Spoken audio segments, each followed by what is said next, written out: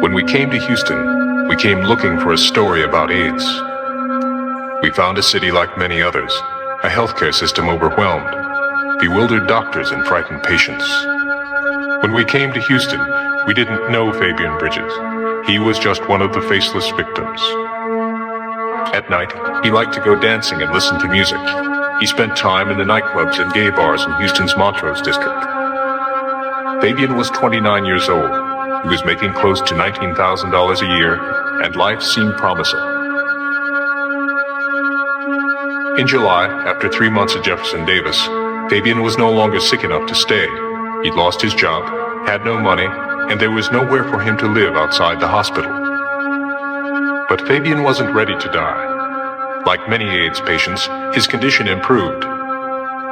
With no money, Fabian drifted around Indianapolis, sometimes staying in shelters for the indigent.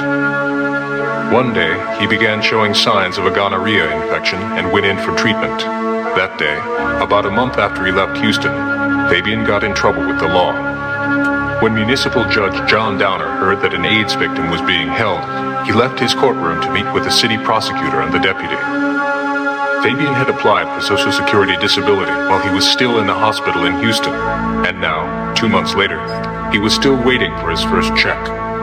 He said he had no money, so sometimes we bought him meals, and we had his laundry done. Fabian hung out on the streets and said he made friends there. He spent time in adult bookstores and movie houses, and, he admitted, it was a way he helped support himself.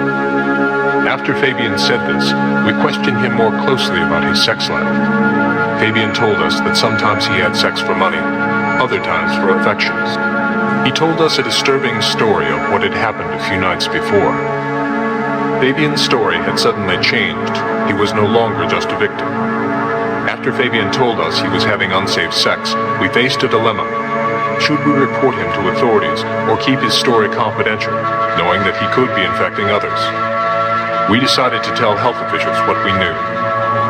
To our surprise, they told us the Cleveland police had already informed them Fabian was suspected of soliciting, but the health department said it considered that information only a rumor and had not investigated.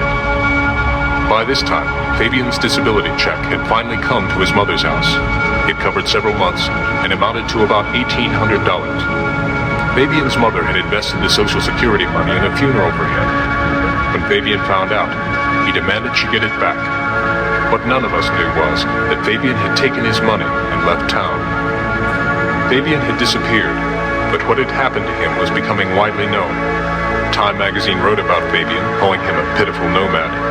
The article also said he was headed back to Houston. 3 weeks later, in late September, we received a call. It was Fabian. When we met him in Houston, Fabian told us he'd been hanging out in bars and living in bathhouses. When he could no longer afford the bathhouses, Fabian began living on the streets and sleeping in empty buildings, where, he said, he brought people for sex.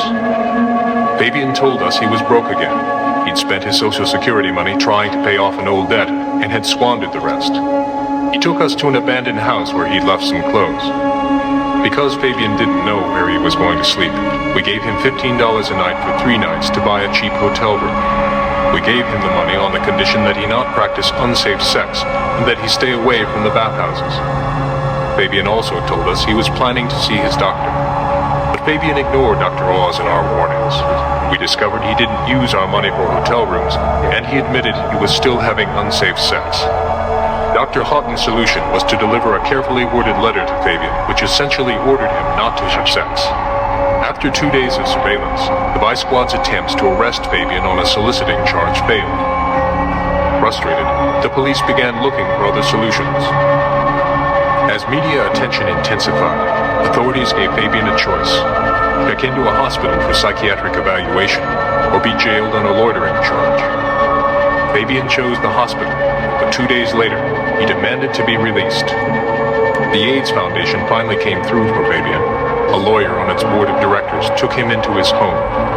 We lost touch with Fabian after that, but his story would continue to have an effect on events to come.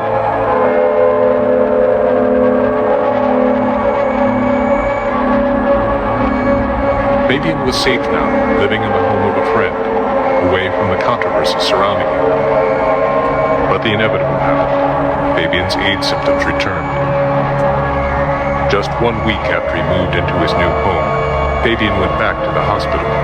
This time, he stayed just over a month. Fabian died on November 17th. His family had no money to bury him, so after a week, he was given a pauper's funeral and buried in the county cemetery.